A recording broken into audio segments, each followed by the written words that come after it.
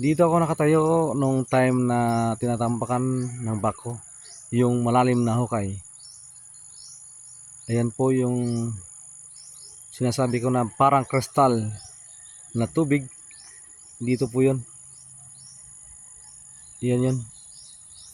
Doon yan, nilipat na yung ilog sa kabila. Binutas na doon para doon kumuha ng panambak.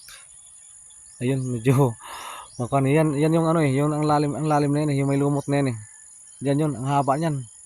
Pero tinambakan nila. Ayan.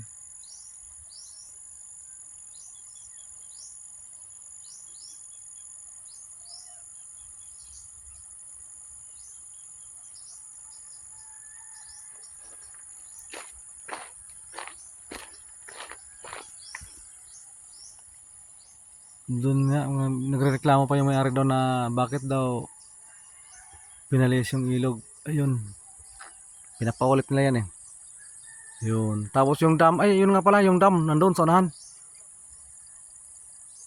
Unahan lang yun, yung may tubo doon na nakita nyo na green. Yun ang dam doon.